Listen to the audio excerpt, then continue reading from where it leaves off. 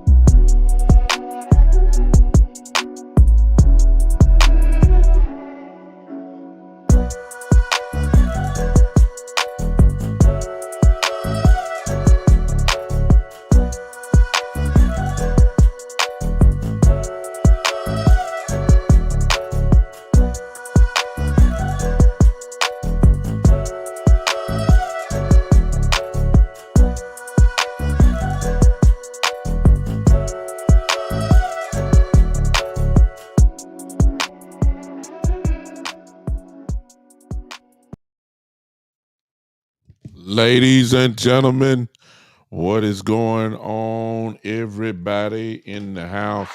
Welcome one more time to the Big Time Show podcast that is being seen and heard live everywhere on Facebook, on YouTube, on the Sports Empire YouTube page, as well as the Big Time Show YouTube page, on my Facebook page, and on the Big Time Show Facebook page, as well as Podbean. We are here on today is on Twitch and on Twitter. I ask that you guys would share, if you don't mind. You share real quick, if you don't mind. And also, I ask you to do a favor for me. I don't know who on here yet. I know some people on here. I just ain't looked yet to say hello. But will you do me a favor? Won't cost you anything. All you have to do is go to the like, wherever you're watching from, love the like, and let's get the likes up, the hearts, or whatever the case may be. Let's get those up. If you'd like a comment or something like that, you can do that as well. So what's going on today? Today we are going to be pretty much going through a lot of just freestyle talk. Really, I'm going to let you guys have it today. I do that sometimes, let you guys have it and let you kind of dictate the show. Pretty much. Y'all forgive me, but I'm trying to share it out as well. Listen, if you want to contribute,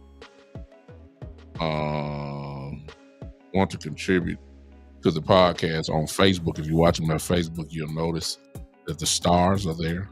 If you're watching on the Big Time Show YouTube page, the super chat is there. If you feel that way, that you want to contribute that way, I would appreciate it. If not, I just appreciate your ear, and we'll get to go ahead and talk about what you think is important as we go into training camp. And I want to take it just from a position group wise. What do you think we ought to be looking for as we pretty much we've kind of done this before. We've done this before, and I already know some of the things that are pressing, but as another week has went by, there may be more pressing issues than last week. So I'll let you guys kind of dictate the show real quick. Let me see who's on here. Some people haven't spoken, but I see Greg and I see Coach Marv here. What's going on? Someone's listening on Podbean, and I'm sorry I cannot pronounce your name. It's UGISSHA, whatever that is. Thank you. I appreciate you. so much. Thank you for popping in on me, and hope that we'll have a little fun. Oh yeah, he said, Coach Price said, "What narrative do we want to stop today?"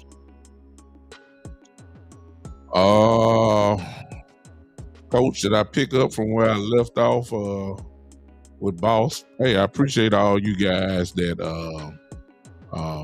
joined in and with me and Boss Cowboy on Thursday night. We had a great show. There were, at the time that I looked, at the end of the show, there were over 870 some odd people that were watching the show between me and Boss Cowboy. A lot of them obviously are Boss Cowboys people. Some of them just met me for the first time. Some people already know who I was. But we had a real good time. Very interactive show. Me and Boss just, we had no script. It was just smooth, just easy to talk to because we, that's not our first time talking. You know what I'm saying? So we usually do pretty well on that part. So I appreciate everybody coming in. Hey, let me speak to Coach. Coach just got in. Coach Dante, I see you. Terry, what's up? Shane, I see you, brother. What's going on? And for all those that have not spoken yet, hey, y'all, let's get some manners in. You gonna come to somebody's house? Come on, speak. I'm sorry. That's just how I was raised. I'm a little older, so I don't. Appreciate all you guys popping in. Let's go with Coach. I'm gonna come back to your thing. Let's kill it. Let's go with Shane. Let's go with Shane for now.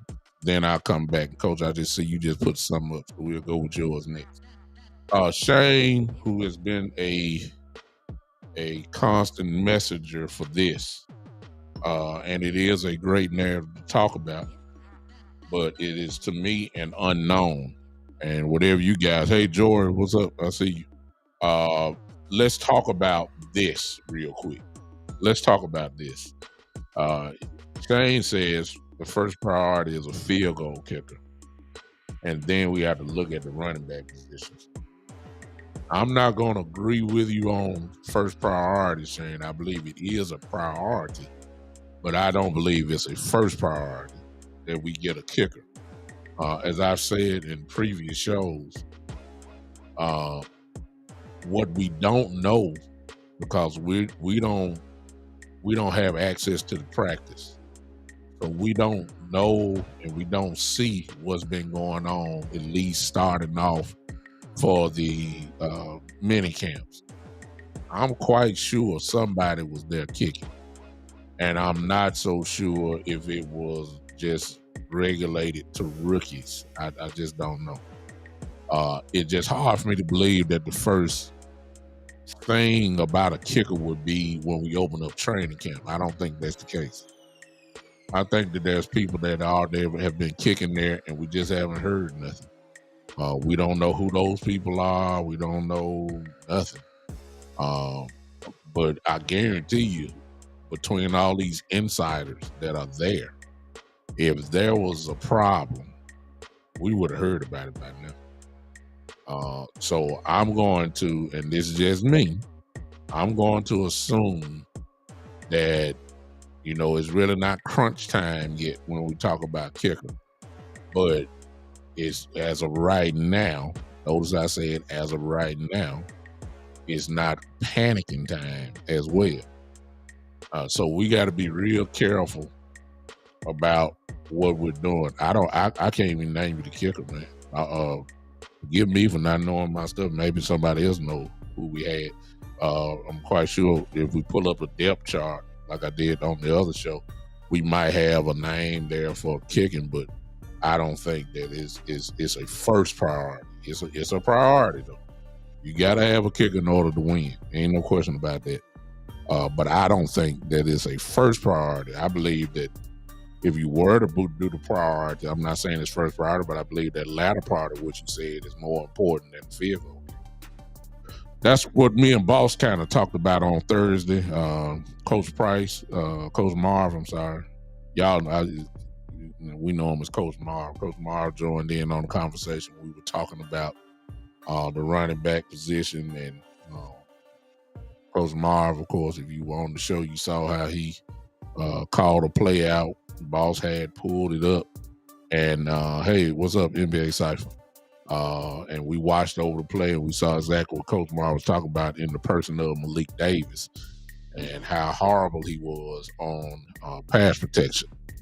The narrative was the other day was that he didn't get to play at all. Coach Marv pulled it out. He said, yes, he did play. We pulled it out. He played in the game. He just didn't have an effective part. Wasn't effective at all. But let me stop you there. No one was effective running the ball against San Francisco. And some of us knew it already, but Coach Marv really highlighted that on the show by saying that the running backs in the second half of the game against San Francisco only ran the ball 4 times in the entire second half. Now, if I would have told you that, you would have thought the Cowboys were down by 30 points.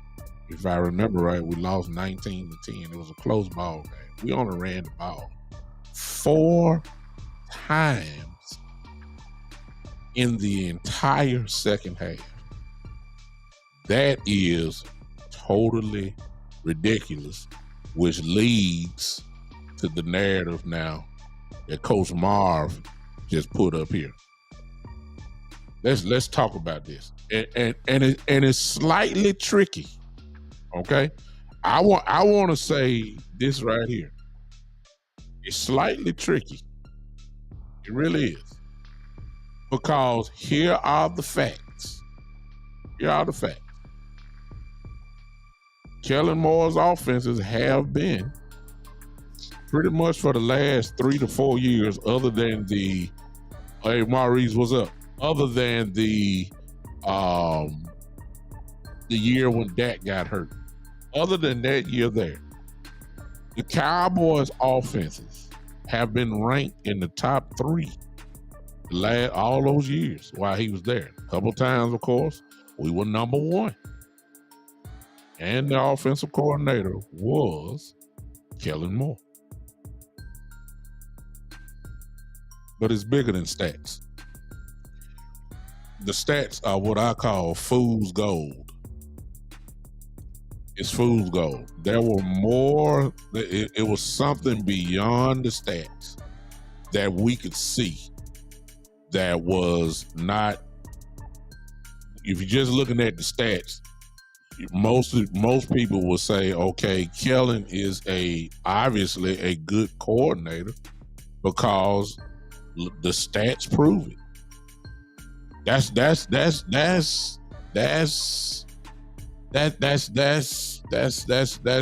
the stats say.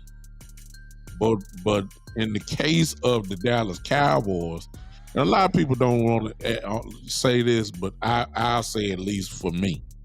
May not be for you, but it's for me. The eye test tells you a lot. Okay. When I was watching the games with the Cowboys, I call it situational football, which is part of the eye test. And we always scratched our head and wondered why in the world did he call that play? When it's obvious he should have called this play. Why did he call a bubble screen when he could have ran the ball? Simple.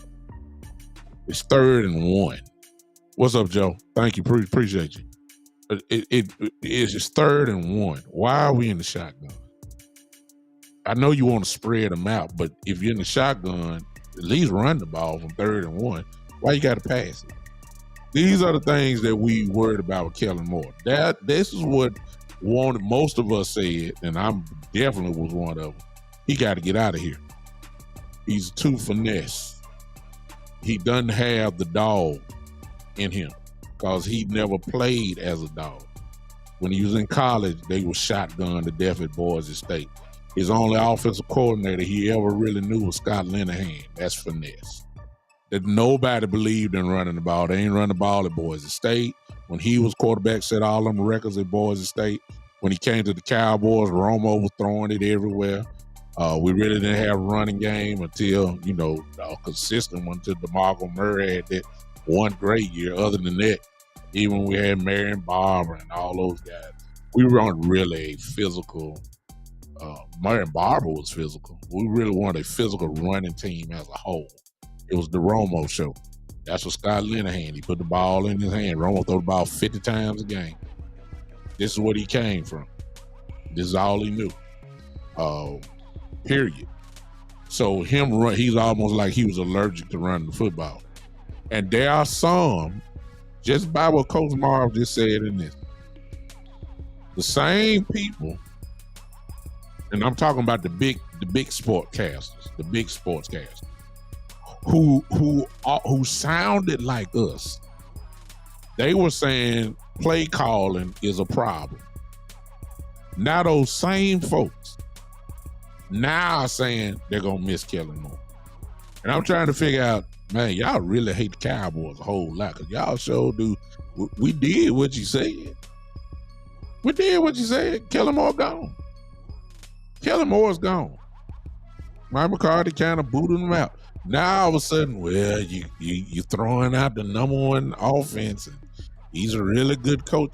They weren't saying that when we was struggling. Like, why are we running the ball? Like, we run the ball down people's throat. Then all of a sudden, we stopped and forgot, caught amnesia. Then we started throwing the ball everywhere. And it's amazing to me how the narrative kept changing just because we let them go. Now, here's the funny part here's the funny part. Here's the real funny part about it. And some Cowboy fans later on this year are going to point to what I just said.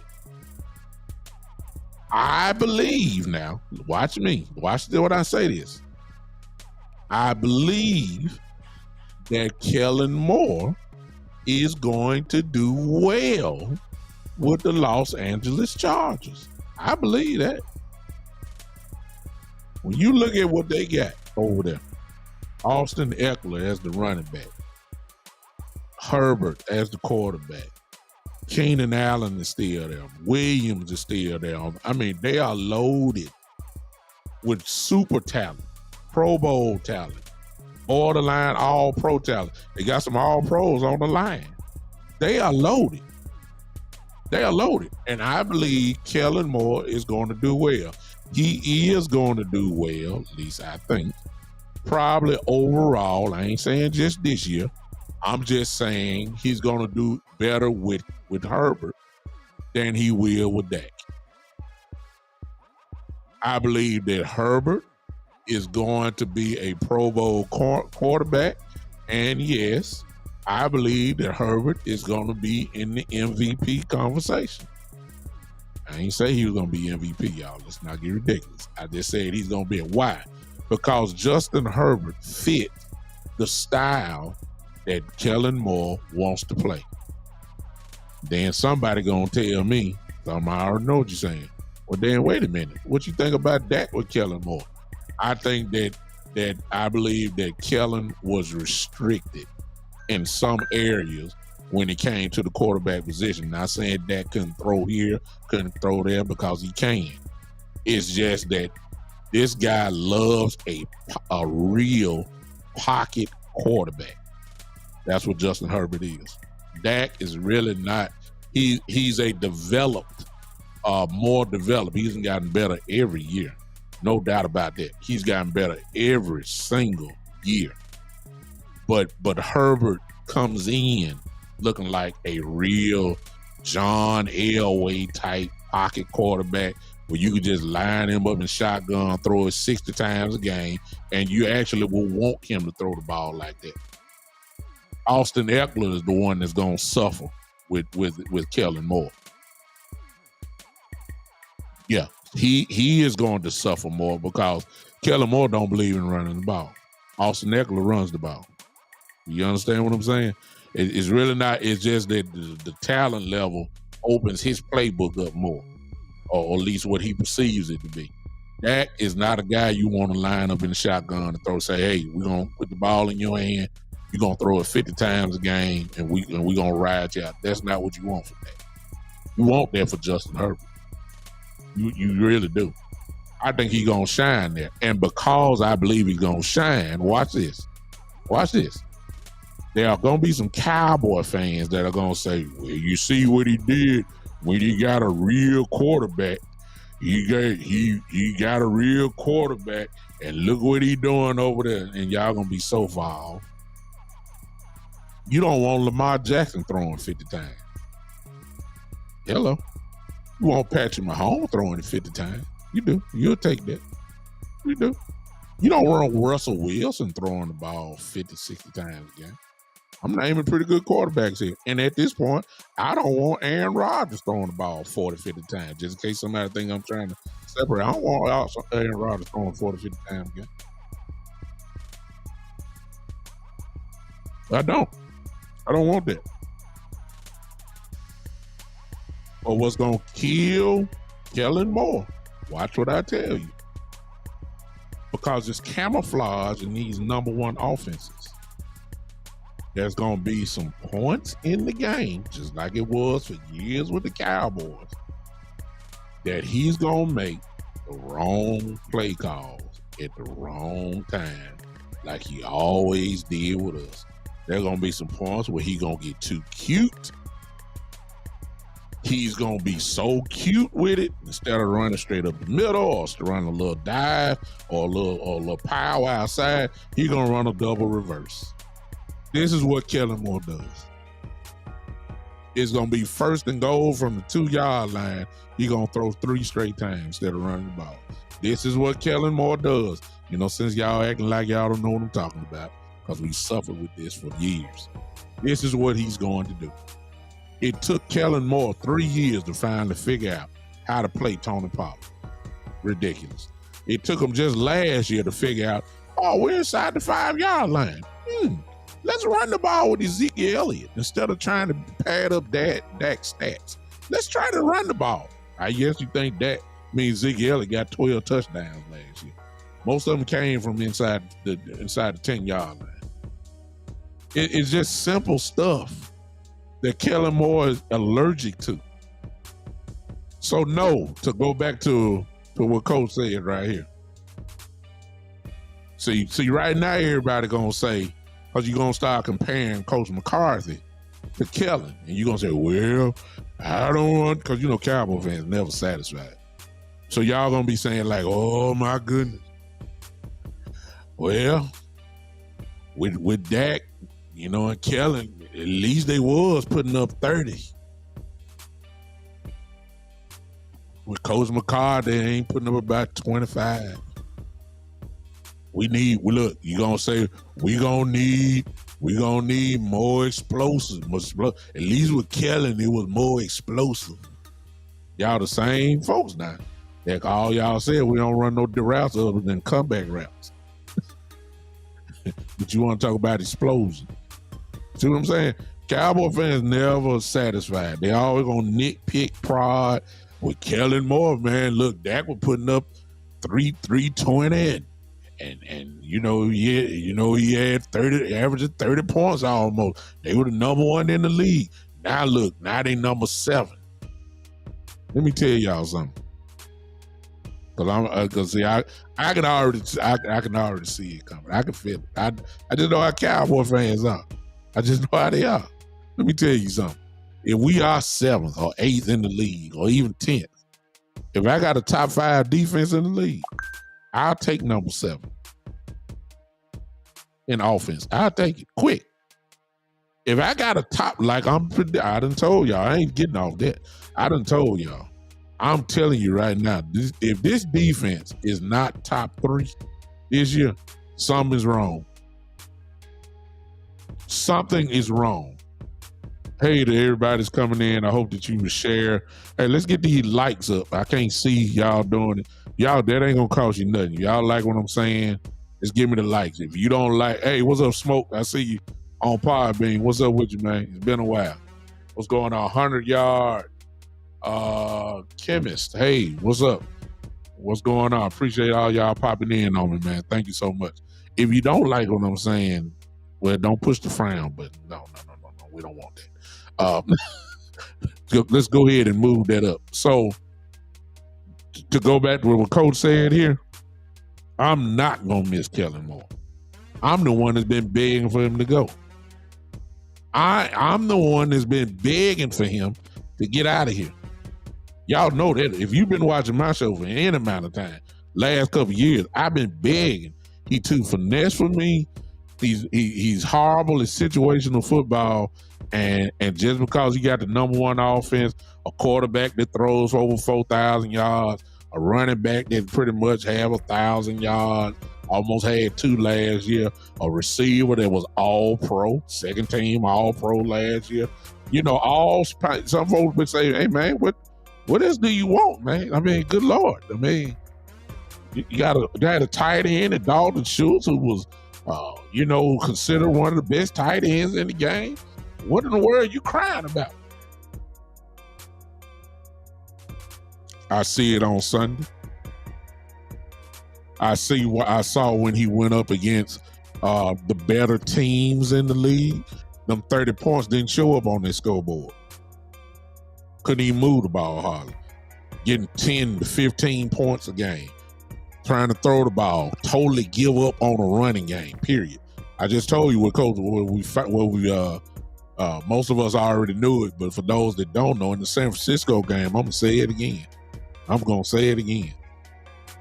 The Cowboys in that very close football game in the second half of the playoff game last year ran the ball only 4 times in the second half. I thought we were going to be right. If I remember right, they went into that game saying, hey, we got to get the ball into our running back hand. Primarily said Pollard, but of course Pollard got hurt. But just because Pollard got hurt didn't mean you had to give up on the running game completely. 4 times against the San Francisco 49er defense. And all you going to do is line up and pass the ball? No, come on, man. You can't do that against a defense like that. You got to keep them unbalanced. Here all of us are in this chat, and here I am sitting in this seat. We all armchair quarterbacks. That's what we all are. But we even knew you got to run the ball now. You can't do that against a defense like that when they make you one-dimensional and all they got to do is pin their ears back and come after that. It just didn't make sense to me. I get mad thinking about it now. I mean, how you just going to completely give it? I almost remind you of a couple years ago when we played Tampa, that first game of the season, not last year, but the year before that. And Dak, I mean, he just we can't run against Vita Vea. We can't run. I mean, just no running at all. Dak had a masterful game, obviously, but good Lord. I mean, you know what? You know, since me getting hyped, this is what the Los Angeles Chargers are going to have to deal with. This is what Austin Eckler is going to have to deal with. Because he's allergic. I done seen enough. I done seen enough of Kellen Moore to make this statement. He is allergic to running the football. We got too much of a sample size. Way too much. We got way too much of a sample size. And in order to do what we're talking about doing this coming up season, Kellen Moore is not the man for the job. Although he might score 30, although he might have the number one offense in the league, but this team here and the team from last year, I'll go ahead and say it now, he was not the right man for the job. He is not good at situational football. If you've been following me for a couple years, you've heard me say this at least 100,000 times. From the 20-yard line to the opponent's 20, Kellen Moore is one of the best. I'll give him that. But inside the red zone, he is without a doubt one of the, I don't care what the stats say, he is one of the most horrible red zone play callers in the NFL. Y'all have heard me say that. It's just the truth. It's almost to the point now, where it was almost to the point, to be honest with you, that most of us were shocked if we scored in the end zone. I mean, from the red zone. We were shocked. Most of us already knew inside the 20-yard line we were getting ready to kick a field goal. It shocked us this year because he finally caught on and said, okay, I'm inside the 5-yard line. Let me get the ball to Zeke. I mean, something simple as that. We were shocked. We were shocked. We were really shocked. I'm serious. That's how it was with us. Now, the jury out on Coach McCarthy, but I believe he's smarter in situational football than Kellen Moore will ever be. Not saying Coach McCarthy not gonna make no mistake. Not saying he should have passed the ball here and instead of running it. He gonna make some. There's nowhere in the world out of 17 weeks that we're gonna have a clean rap sheet with Coach McCarthy. But it's the same consistent problems that we had with Kellen Moore. There's just nowhere in the world I think Coach McCarthy is gonna have it. I don't believe it. I don't believe it. I believe that we are going to. Matter of fact, let me pause here. If you like what I'm saying, I can't see it here because I'm not just watching Facebook. I'm on a big multi-stream program, so I can't see it. But if you like what I'm saying, let me hit them likes. Just do it now, quick. You right there, bam, bam, bam. Give me about one or two, bam, bam, bam, bam. Thank you. Appreciate you. Thank you so much. Thank you so much. Kellen Moore is gone. Some of y'all crying and say, "Oh no, we should no." Goodbye. Goodbye. If he get number one offense with the Chargers, God bless him. At some point, Kellen Moore is gonna bite him in the tail with his play call. He did it with us for years. The level don't change his spot. They went after him. They didn't tell him what to do and all that. What's up, Lee? I promise you, the coach over there, he's just been blowing up too. The Chargers head coach. Forgive me for not knowing his name, but I ain't no Chargers fan, so I just know his face. He lucky to have his job as it is, where he done blowed leads and all that kind of stuff. He ain't finna touch Kellen Moore. Kellen Moore finna come over there and do the same thing he did the Cowboys. Ain't gonna have nobody over him. Ain't nobody gonna touch him. Ain't nobody gonna say nothing to him. They're not gonna say nothing to him. He gonna do the same thing that he did with the Cowboys, and that is finesse his way probably to some victories because they got a great talented team over there, pretty good defense. They are going to have a real good team over there. I'm telling y'all. But just in case the Chargers, let's say they are 11-5, and the Cowboys are 10-6, please let's not say, well, we should have kept more. I see you, Andy Cobbs. I see you over there. I got an Eagle fan in here. May have a couple of Eagle fans here, matter of fact. I don't get it twisted. Don't get it twisted. One thing about it, y'all got a resume on Kellen Moore just like I got it. And most of our resume kind of match up. We know who Kellen Moore is.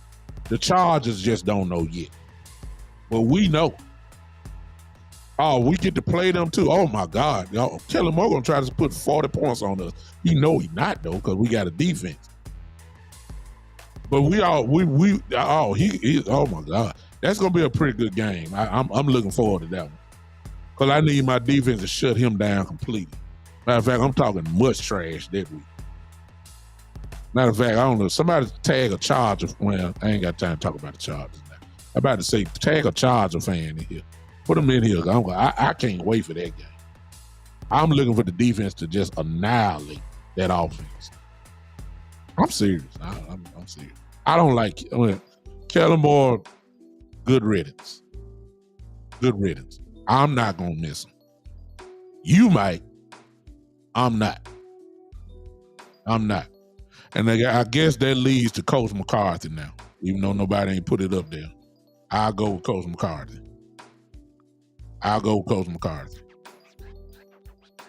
I said this a few weeks ago. And this what I'm about to say is pure speculation.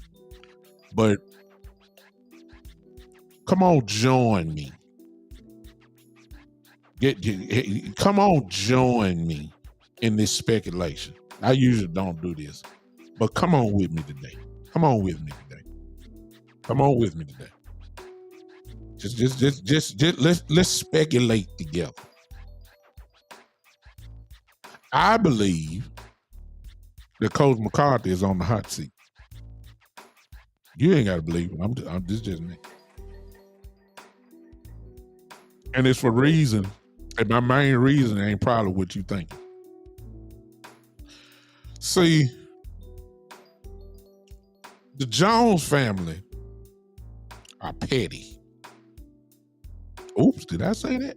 Oops. I don't work for the Cowboys. I'm just independent. I'm sorry. I mean, I get to say what I want to say. The Jones family are kind of petty. They hold grudges. They do. That's part of the reason why Amari Cooper went gone. See, you remember? Let me show you now. You remember when COVID was going on, when it was real heavy. You remember Amari Cooper did not get the shot. He refused to get it. You also remember that Amari Cooper, and that is not a political debate, so please let's not go there. I'm just giving you the facts. He did not get the shot. You also remember that Amari Cooper was seen at football games with no mask. Y'all remember that? Then you also remember that Amari Cooper missed a couple of games right after that. Y'all remember that, right? I think Jones, remember now, he was gone right after that. Got traded. Just gave up on a Pro Bowl receiver who you needed. Gave up on him. Yeah, just got tired of him. You hurt the team, you gone. The Jones family are full of politics. They hold on to players when they should let them go. Sean Lee, Jason Witten. Even though I'm not saying we should have let go of Jason Witten, I believe we should have put a more explosive tight end at the time. But you were so loyal to Jason Witten. Although he always got open. I'm not knocking Jason Witten. He's a Hall of Fame tight end, no doubt about that. But we could have been more explosive at that position. You didn't try to get nobody because you were loyal to him. We were too loyal to people. And you're seeing some of this right now in Tyron Smith. I don't care what y'all say. The man been hurt more in the last 5-6 years than just about anybody I know. We just now getting somebody as somewhat of a replacement that was Tyler Smith. I mean, they were so ridiculous with Zeke, and just to show you what I'm saying. Let me say this. I'm sorry because I'm talking and I'm in my zone now. But if you're on my YouTube page, if you go to Super Chat, it's gonna interrupt me right here. I already got it set. That way I can see your post, and I promise you I'll read your post and get to it. But I'm trying to get my thoughts together. When it comes to Zeke, I always said they should have sat him down instead of playing him. You can't. If you got a PCL injury, getting hit on it ain't helping. Lord have mercy. It's common sense. If you see he's slowed down, if you see he's not what he's supposed to be, why are we playing him? He's not helping. He still was a warrior. He still was getting yards. It's just it was obvious. You can see he was in pain. Lamar Jackson had the same injury. He didn't play 6-7 games. He couldn't do it. He didn't do it. Excuse me. I almost sneezed there. But anyway, they have a problem with that. Now, here's the other thing. The other thing that y'all should know about the Jones family is this. They want to do things their way. Y'all know that. I think everybody in this chat know that. Even the haters of the Cowboys know that. Because they'll say, Jerry Jones need to get out the way. Well, here's what I'm leading all up to. The Jones family loved Kellen Moore. Yes, they did. So much so that they wanted to make him pretty much the next head coach. grooming him. Paid him money not to go to Boise State. Paid him more money. Didn't want him to leave. Matter of fact, when Coach McCarthy got here, y'all know the story. Coach McCarthy could hire anybody else that he wanted to except one position. That was offensive coordinator. They forced Kellen Moore on Coach McCarthy. Coach McCarthy didn't like the way he really ran the offense. That's why he come out and say now, for the first time, we really get to play the way we want to play. What that mean, Coach? That means for the last couple of years, you couldn't play the way you wanted to play, but you had no control over that because you could do nothing with Kellen Moore. The Jones family loved Kellen Moore. Same way they love Jason Garrett. Same way. Same way. They ain't want to see that boy go nowhere, man. They didn't want to see him go nowhere. But they got rid of him where they helped and then renew his contract and say, hey, okay, we really want Coach McCarthy to do it. But now it's almost like to me now. They wouldn't say that. Well, he kind of said something like this slowly, in a little subtle type way. You got it the way you wanted it to be now. Coach McCarthy, you got it the way that you want it to be. You got it now. It's your way. You got all pros on your line. You got an all pro at wide receiver. You got a Pro Bowl running back. You got real good offensive linemen who are borderline Pro Bowlers in their own right. You probably gonna have a top 5 defense. You got no excuses. And I don't think the Cowboys are gonna wait on them. Because Jerry Jones want to do it his way. What we're doing now ain't the Jones way. They want to keep Kellen Moore. So I feel like Coach McCarthy is on the hot seat. You're calling the plays. So, you can't blame Kellen no more. It's all on you. You say you want to, this is the way you want to do it. Well, let me see the results. I really believe he's on the hot seat. I really do. 12 games the last couple of years. They'll never say this. We might say this, but really, where are they really putting that 12 wins with 13 if you count the playoff game last year? 25 wins. Who are they really attributing that to? I would love to hear that answer from Jerry. I know what most of us gonna say. Because let's look at it. Face value.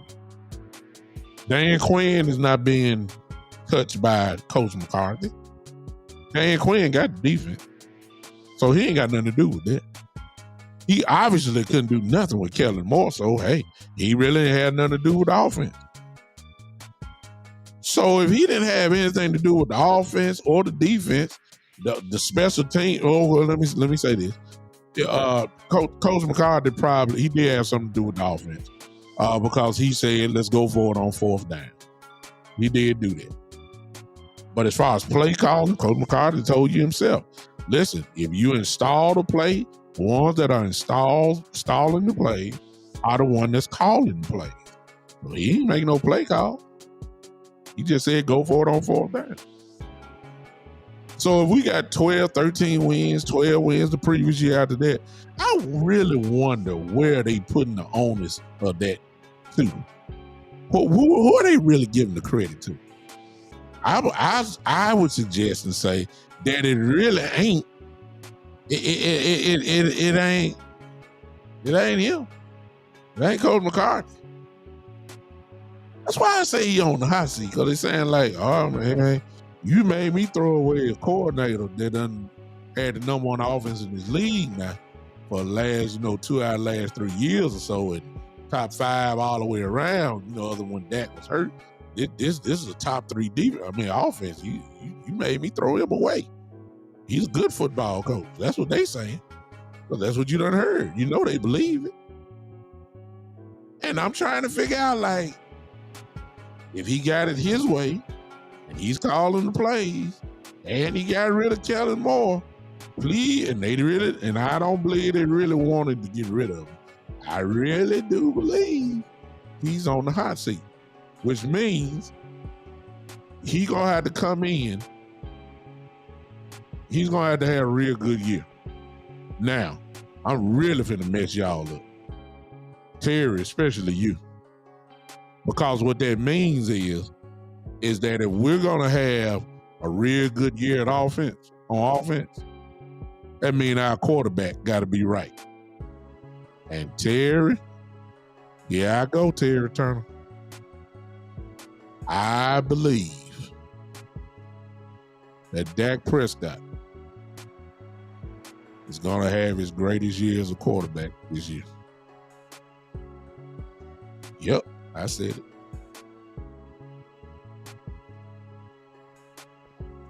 I just let that marinate. Cause Terry, I can just feel you typing right now. I can feel you typing. I'm gonna let you get it out.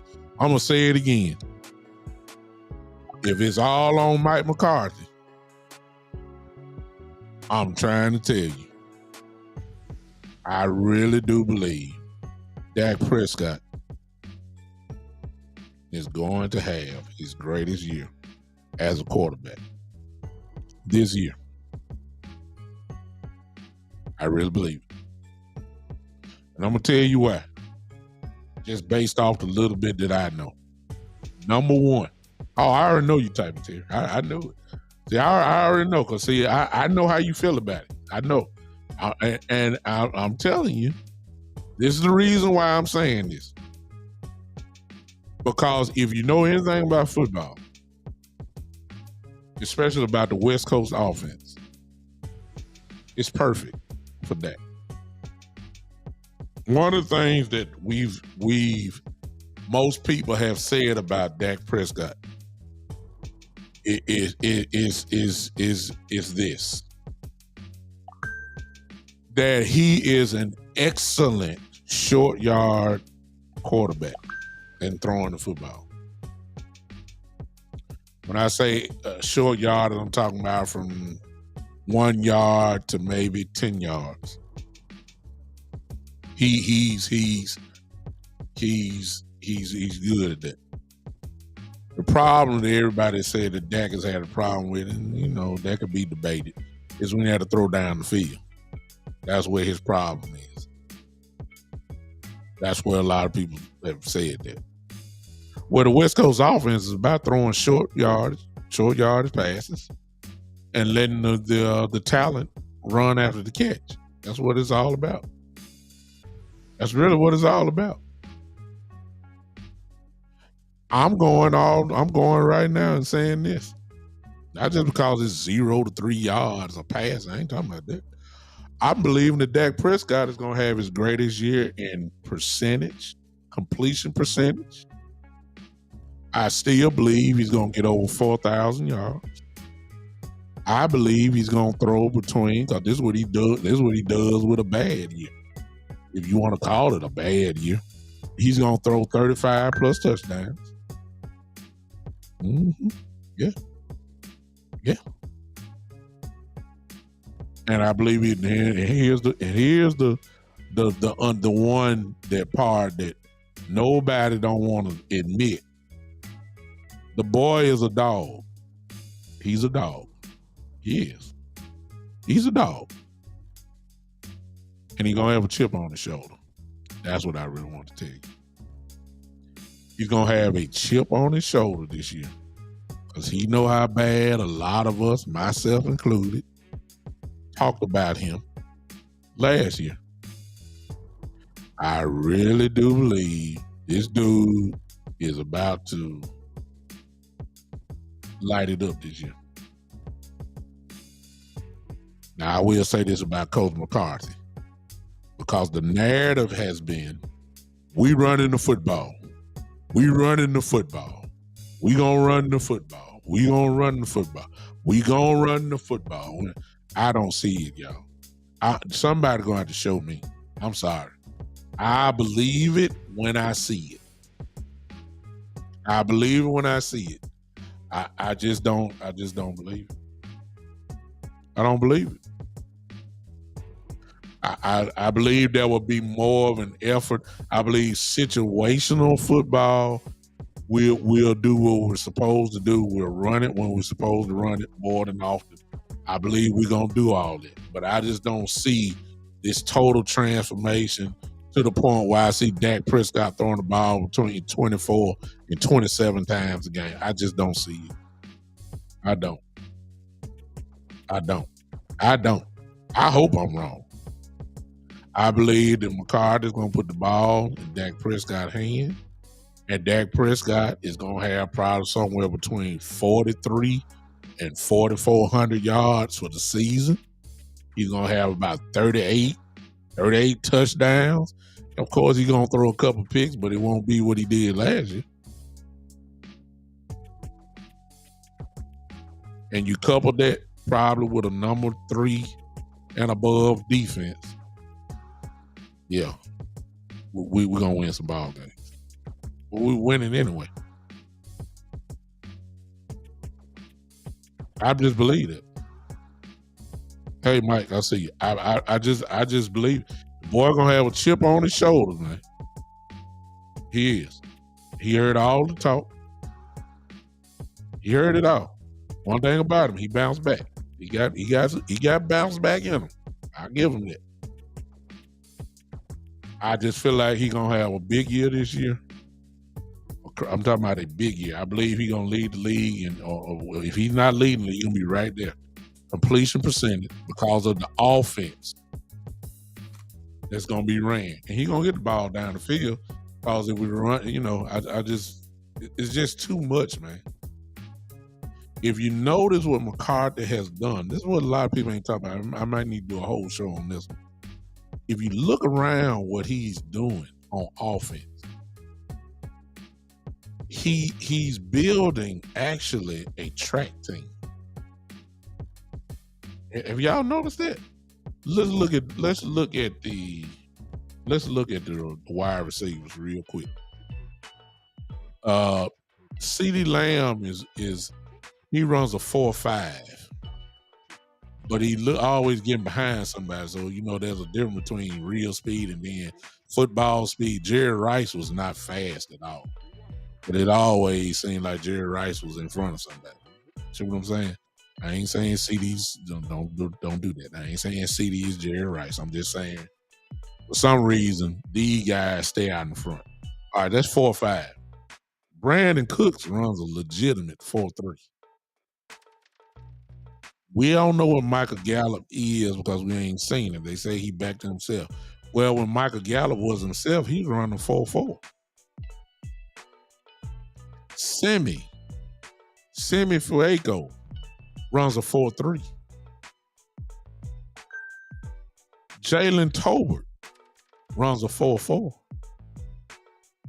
Vontae Turpin, who probably was up, Amp. Vontae Turpin is probably the fastest of them all. He borderline dang near 4.2 something. 4.3. And just in case y'all don't forget about Vontae Turpin, let me throw this in. Y'all do realize that Vontae Turpin played a whole straight year of football last year. He's supposed to have tired leg, even though it didn't look like he did. Played the whole USFL. Then he came and played the whole NFL season. Okay? Now this was his first little rest here. That kid is probably the fastest guy we got on the team, to be honest with you. And he definitely probably the fastest wide receiver. It's either him or Cooks. Pick your choice. Mike McCarthy is building a track team. All right, watch this. Let's go to the draft pick that we got from my school, Michigan. Schoonmaker run a 4.5 at the tight end position. Hello. Okay. Let's go to the running backs. The running backs, we know how fast Pollard is. Deuce Vaughn, oh my God. Another track person. That's 4.3, 4.4 about it right there. And as much as y'all done talked about Ronald Jones running 4.5, 25 years old. I'm just saying, when you look at what they're doing, they're building a speed team, which means defense got to respect it, which means you ain't going to pack up the line so much. You know, man, I hate to get into semantics, but if you got a speed team and all that kind of stuff like that, you ain't just jumping all on top of them. You got to respect the speed. It's going to open up running lanes. I ain't want to get into all that. But anyway, y'all get it. Got a $5 super chat. Terry, I'm sorry. Terry says, Mar repent for saying Dak is a dog. He is a dog, Terry. He is. You need the whole communion tray just for you. Take the other Emmas home for dinner. He got dog in him. He do. He got it in him. I believe what you're trying to say, Terry, because I think what you're trying to say, he got it in him, but you trying to say his talent don't match what he got on the inside. I think that's kind of what you going with. Eastside Hair with the $2 super chat. He said Dalton Schultz is looking impressive with the Texans. He should. He's a pretty good tight end. He is. He's a pretty good tight end. He ain't gonna have no good year without Dak though. Mike, most defense will have to defend every blade of grass against his off. Exactly. It's a speed team with some doggish qualities in them when you go around. I'm serious, y'all. So you see what he's doing. He's really trying to build a real fast team that's some games is gonna look real good. A lot of games gonna look real good. But you gotta respect it. Because if you don't, they're gonna kill you. It's really just as simple. I just don't know if y'all done noticed that. But when you go all the way around and look at it, it's a speed team. It's on defense too, man. But I'm just talking offense right now. On defense, it's the same thing. Speed everywhere. This is legitimately a track. I don't remember our team really being this, on paper at least, being this fast starting out. I don't remember. I don't remember that. I don't remember it. Let me get back to Smoke. Smoke, I don't think individual season like that matters anymore. The only thing that matters for a quarterback and the coach is going further in the playoffs. I agree with you, Smoke. Because Dak probably will never win an MVP award. He just needs to be big in the moments. You know what I'm saying? I've always said about Dak, this is what I've always said. Because we use that term, elite, a lot. I ain't opened up the phone line yet, y'all. I know y'all trying to get in. I ain't opened it up yet. Whoever that is from Texas, I believe that's you, Eastside. I ain't got time for you with them, man. You just messed up my. Y'all just messed up my train of thought right there. You just messed me up. I believe that was you, Eastside, that messed me up. I can't stand that. What is it? Yeah. I've always said this about Dak. I've said Dak is a very good quarterback that have elite. He's capable of having elite moments. Really, that's all what the quarterbacks are. All of them are good, but then when you have quarterbacks that have taken advantage of the moment, that's what transfers them to the elite moment, like Brady. Brady done took advantage of those elite moments more than anybody. And that's why he has this reverence for him that we pretty much all have for him, because he's taking advantage of just about most of all of them. It's very rare when he doesn't. That's the difference between. Then you got some of these quarterbacks who have all the talent in the world, but when the moment comes, they fall a lot short sometimes. And then they get put down. That's where you get these rankings and all that kind of stuff. You know, that's what I'm saying about Dak. No, Dak was not elite against Purdy, Eastside. No, he was not. But Purdy wasn't elite either. So let's get that right, please, sir. He wasn't elite either. Let's stop it. They just had a real good defensive game. They beat us. It is what it is. I want to put that out there on that real quick. All right. Let's go. I'll talk long enough. Is Dak better than Russell Wilson? At this point, Terry, if you're gonna base it off year by year, Dak was better than better than Russell Wilson last year. You're gonna go back year by year.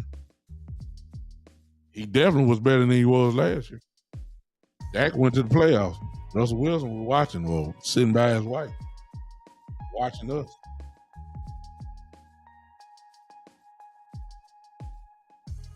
All right. Call from Coach Mark. One and only. To accept, press 1. Thank you on here. Say something, Coach. Let me make sure it's you. Yeah, it's me. Gotcha. All right. I think you on. Let me turn you up a little bit. Turn this down. Ladies and gentlemen, the one and only Coach Marv in the building. What up, Coach? Man, what's going on with you, big time, man? I'm glad to see you.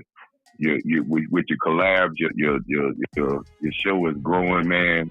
I'm pushing your name out there. I was on JC Cowboy show yesterday. I try to push your name out there as many times because you give out the same good content as a lot of great content people out there, man. And I appreciate the opportunity to talk on your show. I appreciate you. I wanted to give you a nugget, and then I wanted to push back on when we talk about McCarthy. Mm-hmm. He should be on the hot seat because the fact that when you have this type of team with this amount of talent, you have to produce. So that's with Kellen gone, nobody gone. That's where you have to produce. Mm-hmm. But my pushback is that one thing the Cowboys, the Joneses don't like to be is they don't like to be shown up. Yeah. Right? A lot of pride. They got a lot of pride. I believe that they're all in on Mike McCarthy this year because of the fact I believe they're more on Mike McCarthy's side this year because I don't believe that they fired Kellen. Mm-hmm. I believe Kellen already had the job with the Chargers before the game in San Francisco was already over. Mm. You saying he had to want to go? Listen, if he got the job when let's put the narrative, put the TVs together. First, he got the job 2 days, probably less than 24 hours after he was let go.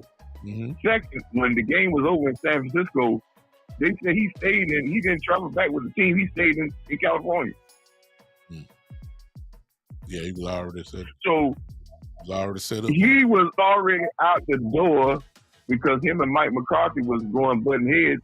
And I do believe that when Broder said that they was very contentious during the year, yeah, Kellen had found out that he didn't like the pushback, and he wanted to go with a coach, which the coaching in Chargers is more of a just do all kind of crazy stuff, go on fourth down, and when they run the ball with Eckler, they win, but when they don't, they lose. Mm-hmm. And that's how that's how the LA Chargers been last year. When they forget about it running the ball, or they don't let the quarterback run the ball like he did a couple years ago, and when they try to make him do a pocket passes and just throw the ball, usually that's a rest.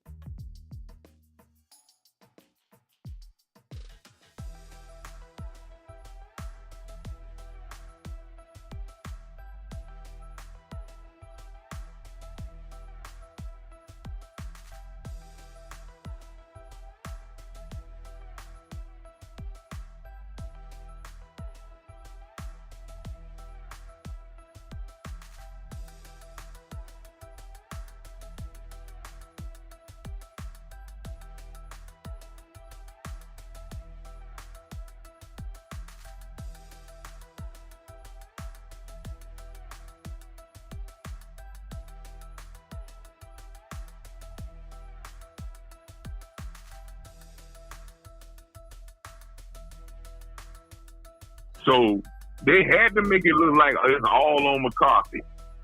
Well, it probably is. But if Kellen would have accepted that job before you fired him, the Joneses would have.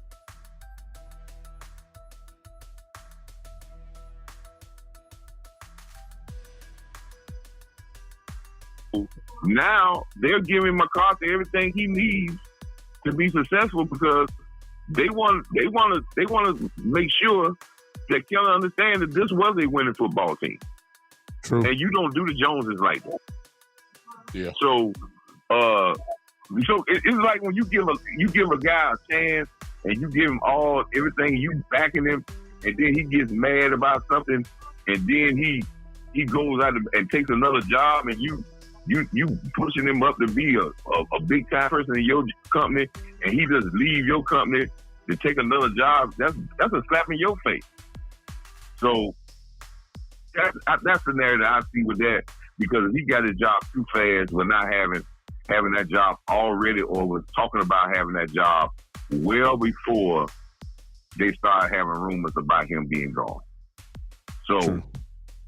and he's a young guy. He's doing things for his career. Another point I wanted to point out is, this is another narrative that the Cowboy fans we are really always on. We are the only organization that we put so much pressure on our third wide receiver or a fourth wide receiver to do unrealistic expectations for them to do things. I was just talking to a friend of mine, and he was like, about Michael Gallup and Tolbert, right? Mm-hmm. And I was like, oh yeah, I think that they're gonna be much better. I think they're really gonna show. I said, a great season for Michael Gallup and Tolbert are these numbers. Michael Gallup, 52 catches, 700 yards, 4 or 5 touchdowns. Yeah. Great season with Tolbert, about 35, maybe 35, 40 catches, about 400, maybe 400, 500 yards, maybe 400 yards, 3 touchdowns, and shows that he can move up to another level. But those are great numbers for those guys, because there's not enough balls for them to catch for 1,000 yards. I love what you just said there, Coach, because people not even thinking like that. If we're doing what Coach McCarthy is saying in the first place, it's not going to be a lot of throwing in the first place, to be honest with you, if we're going to go that route. Listen, Big Show, I put it like this. How many third wide receivers in the NFL got 1,000 yards? Not many at all, period. Not many at all. None, exactly. So everybody, yeah, and that go for even if Tolbert is the guy. Tolbert ain't never been no 1,000-yard receiver, to be honest with you. They just like the way you play, but it's amazing how some people just not thinking like that way. They really not thinking that way. That's what and let's say they talking about the tight end. And we talking about the running back. If we looking for, now listen, if we're talking about it in case that someone get hurt, okay, yes, that's a whole different story. Yeah. Yes, because they'll have but their production is still not going to go over the top, because if their production can go from a third wide receiver to a second wide receiver or a first wide receiver production, that means they should have been a second or a number one from the start with. Yeah. And that means, so this is what I said always about, but when we always be ripping Noah Brown. Mm-hmm. If we had Amari Cooper that has his year that he always has, and CeeDee Lamb has that a year like he had, or a little bit less, because he wouldn't have had a year but he had 1,000 yards. Yeah. If Noah Brown would have caught for 500 some yards and 4 touchdowns like he did this past season, we will be clamoring to sign Noah Brown back. Yeah. But since Noah Brown had to be a number 2 receiver, we said that wasn't enough, which it wasn't. It was third wide receiver production because that's what he was. Yeah. No doubt about it. So that's why I say we're the only organization that we're putting so much pressure that Tober got to show something. He got to do something. You got to do that. Tober just got to go out there when he does get an opportunity to play, make a couple of plays here and there, and because when is he gonna be on the field? We're gonna do a lot of 12 personnel. Yeah. Do people understand when you do 12 personnel that means either Gallup or Tobert are gonna be on the sideline? Yeah. Exactly. It's amazing. So, it's unrealistic expectations. That's what it is. Unrealistic. And when you start putting that on people, and be sure you know this in life. Yeah. When expectations is one of the biggest downfalls when we live in an expectation world, that's one of our biggest downfalls. Of course. But when you start putting unrealistic expectations on people or situations, you are just destined for disappointment. No doubt. I love it. That's Coach. That's why we got to think about that. That's why I don't get into the conversation when they start talking about how great Michael Gallup is going to be or how great Tony Tober, how Tober is going to be. No, I just want them to be able to produce when their name is called, which I know their name is not going to be called that often, but if they can make crucial big plays, that don't mean that they're going to get, they may have a game that they do well. It may be one game or maybe two games, but that's where we're going to be, and it's going to be the sum of the parts. And the biggest thing, Big Show, I'm going to say these last two things. This is the first time in McCarthy's era here where he has what I think is a building block of a team starting to go towards a Super Bowl run. Mm-hmm. And those building blocks, and remember these that I say here because this is what you build on. You want to have one mindset, one mentality, one tempo, and one identity as a team. They got the one mentality of being a physical, detail-oriented team. One tempo, when you talk about speed, they're trying to do everything in a rapid, noted, make it simple so everybody can play fast. And one identity as a team, as a smart team that doesn't beat ourselves. And now you have the coaching staff all on board that has they're preaching the same thing from the offense through the defense through the special teams. That is the first building block you want for a successful football team. It don't mean you're going to win a Super Bowl, but that's how you start. One mentality, one tempo, one identity. Gotcha. And I think he's got a chance to do that because he got the mold out the building. Gotcha, Coach. Love it. Love it as always. I appreciate the Big Show, man. I appreciate you. You know that. Keep on pushing, brother. I'm going to keep trying, man. I'm going to keep trying. Thank you, Coach. All right. All right. That was the one and only Coach Marv. Listen, let's pause real quick. I got a few people in here who just coming in. Listen, especially all those there. If you enjoy what Coach Marv just said, go ahead and put them likes up real quick if you don't mind. Just he's watching. Let me see a rush of thumbs up, whatever you got there. If you like it if you're on YouTube and you don't have the likes, let me see some fire emojis because Coach dropped bombs out here. Yes, he did. Let me have the fire emojis if you don't mind. I don't even know how to. Yeah, cool. Hey, what's up, cool? I got an Eagle fan in here. But he's a responsible Eagle fan, so I can deal with him. He got sense. So I can deal with my guy, cool. He's absolutely 100% correct on this. He says that you got to utilize your talent properly. Got another call coming. Greg. I think I got bro Craig in here. Hey, is this Craig?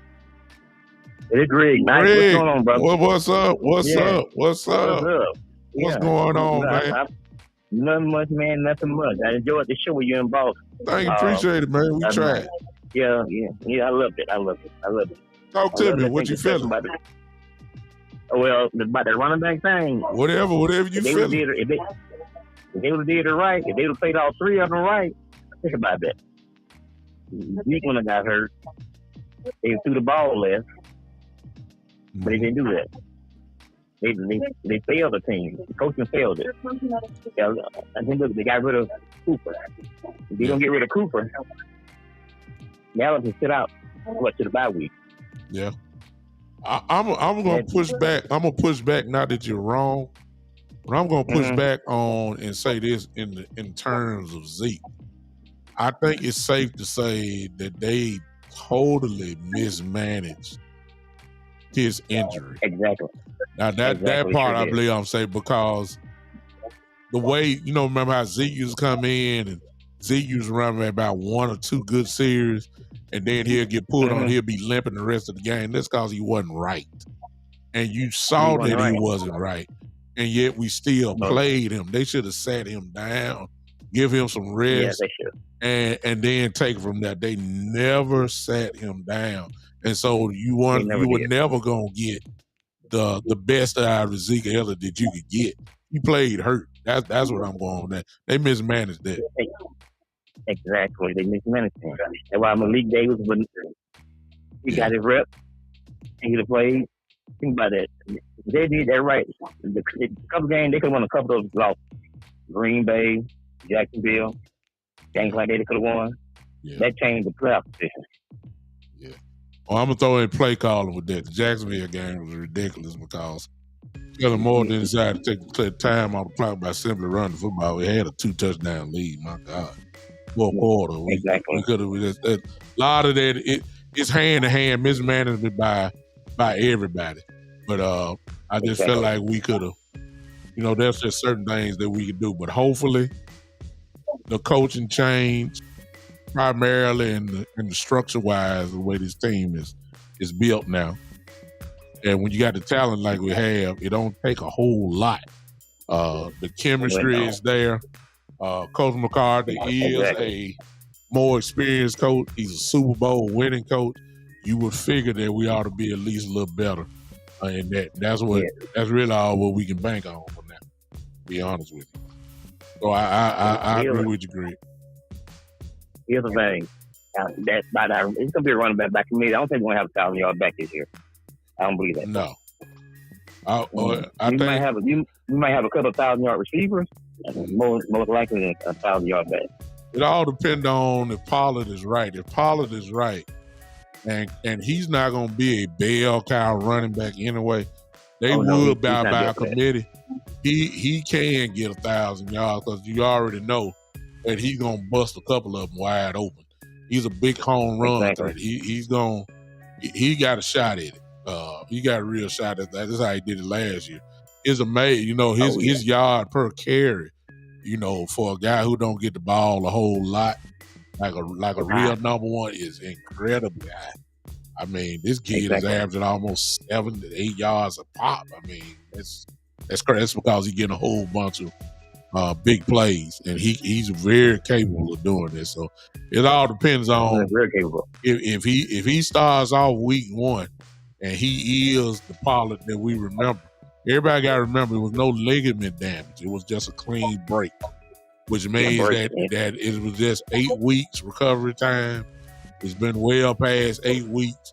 He should be good to go, even though he hadn't done it. And now if he had ligament damage, we talking something totally different. But he had a clean break. He just ain't took a hit on it yet. You ain't gonna know. But week one, if he's the Pollard that we remember, he's gonna get 1,000 yards. Gary just put something up real quick. Gary said all you gotta do is average 56 yards a game to get 1,000 yards. He can get that. Yeah, the 17 games. Yeah, he get that. He get that on one run. Yeah, he gets he gets at least 2 big plays every game almost. So that's how good he is. But I appreciate your call, Greg, man. Okay. All right. Thank you so much, brother. Okay. Thank you. All right, y'all talking good. Y'all give me some hearts and some likes for Greg right there, if you don't mind. He deserves it. Great comments on that. Phone line is open. Y'all on fire today. Y'all might well look. Come on, come out. I got a little more time. Come on, come on. What's up, Smoke? Smoke, you still there? Yeah, I see you. Smoke, are you hearing everybody? I'm talking to Saturday Night Smoke. He's on pod me. Are you hearing all the calls over there? I know you can hear me, but are you hearing the calls? The other people that are calling in on there? I just want to make sure. Just want to make sure that you're hearing that. Because if you're not, I got a problem.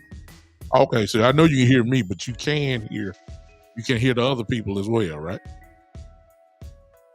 One more time, Smoke, because I know you said I'm just wondering if that's for me, or can you hear the? Okay, you say you can. You can hear them. Okay, we good then. We good. Let me ask you this, Smoke. Y'all forgive me for my production, but I need this. You hear everyone. Smoke, do you hear this background music right now that I got going? Or are you just hearing the voices? Do you hear music? Y'all forgive me. I'm on my, you said no music. Okay, I got to figure out why you're not hearing no music in the background. But I ain't going to figure that out now. I'll figure that out later. I know why you didn't hear some of Coach Marv, Mike. The reason why is because I had bought out because my son came here. So whenever I mute out, press 1 to send a voicemail. Mute out my microphone and muted everybody out. Okay, I got you. What's going on? I didn't listen to who it was, but welcome to the Big Time Show. Who am I speaking to? Praise the Lord. This is Terry. What up, Terry? In the right way, because I got to tell the truth today. Oh my! I have a mandate from the Lord. Yes, sir. Before I get to Dak Prescott, I'm going to head and start off. I expect the biggest surprise, the biggest second-year jump, be Sam Wilson. My goodness. That will be amazing because now you can actually put Michael Parsons where you need him in that second level of defense on the weak side, chasing down plays. But I expect Sam Williams to be a 8-9 sack guy this year so he would be double digits, but we know Dan Quinn, he's the mad scientist always, even in the fourth quarter, he's still tinkering with the line. He's going to keep some fresh bodies in there to go hunt a quarterback. I kind of like that. Sam Williams. I'm looking for him to have that second year jump.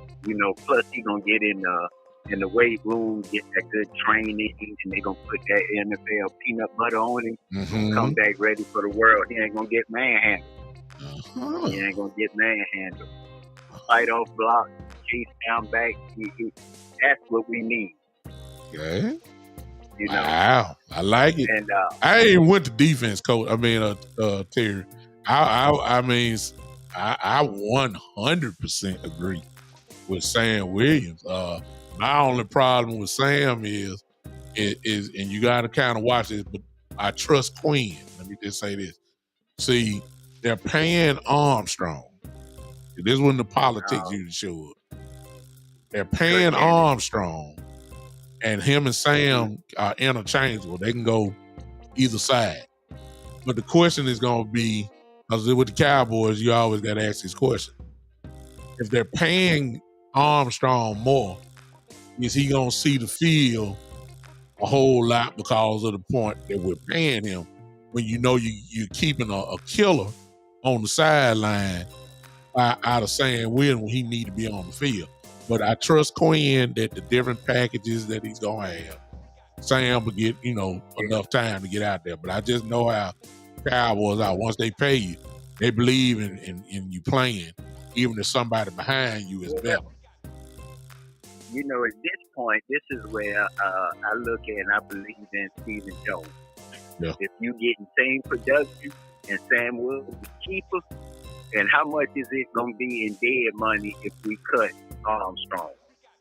Or how much is it in dead money if we this, that, and the third or whatever? Because with Quinn let him know that we got a certified killer, and Mr. Williams right here, Mr. Williams needs to see him.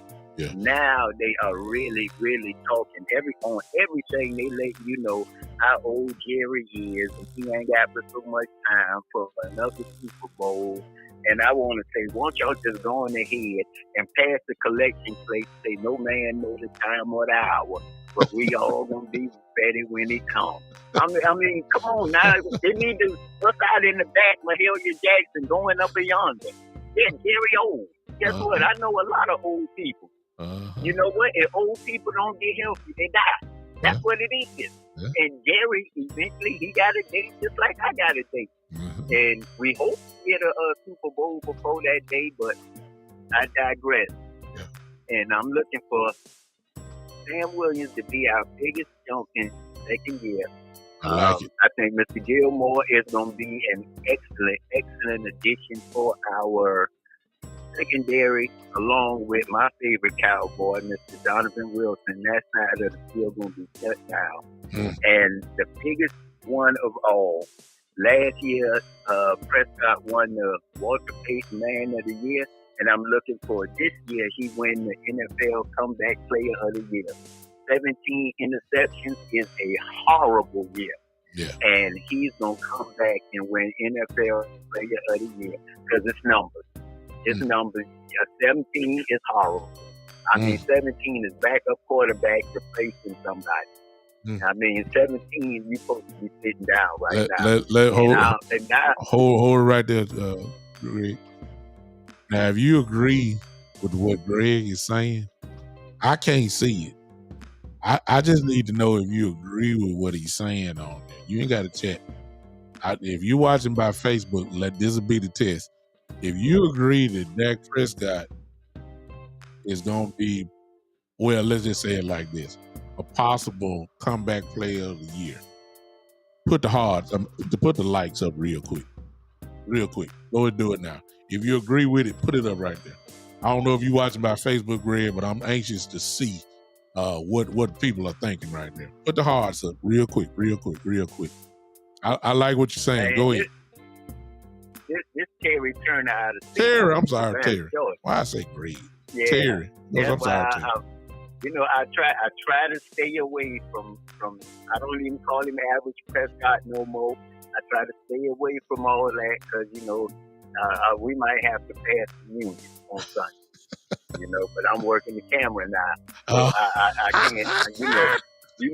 Especially when they read that verse where say, "Let a man examine himself." Yeah. You got to do that. I don't want Prescott to be the reason. Be like, "Oh, no, I just pass it over to him.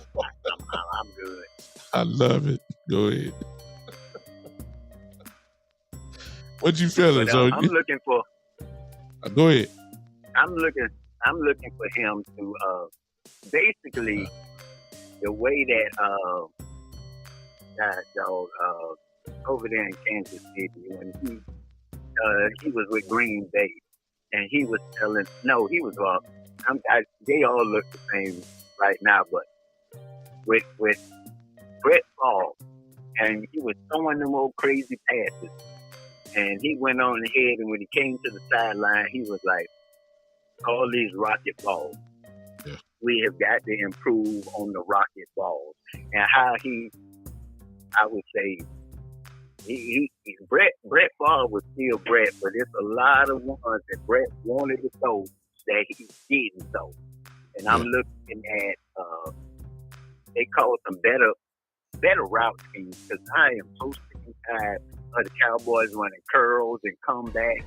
I'm like, my God, it's 9 different routes. I mean, can we come up with some different route combinations? That got to do with Kellen Moore, Coach.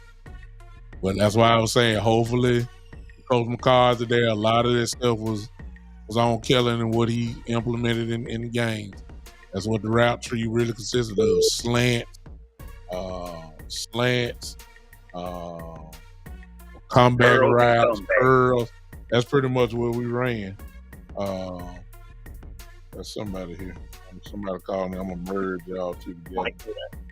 Oh, there's Michael. Hold on. To accept, press 2. Okay, hold on. All right. Hold on, Secretary. You go ahead and keep talking. You go ahead and keep talking. Hello? Hello? I may have messed up. Hello? Hey, who is this? Did I mess this up? is Michael. Mike, let me see. Terry, are you on here? Terry, are you still here? Okay. Hold on a second. Terry. Oh, I done messed up. Mike, are you still there? Yes. Okay. I got you. Go ahead, Mike. Terry, I apologize, man. I don't know what I did. But I think I got the gist of your call. It sounds like you think Dak is going to do pretty well this year. And you one of his biggest critics. I know that. And I think you kind of going to give him a shot this year. So we're going to see. What's up, Mike? I apologize. Terry, I apologize again. But Terry, I need you to check out what Coach Mars said. Look in the chat right there. Terry, I apologize again. You can call back if you need to. But Coach, look in the chat there and look what Coach Mars said. Go ahead, Mike. I apologize, bro.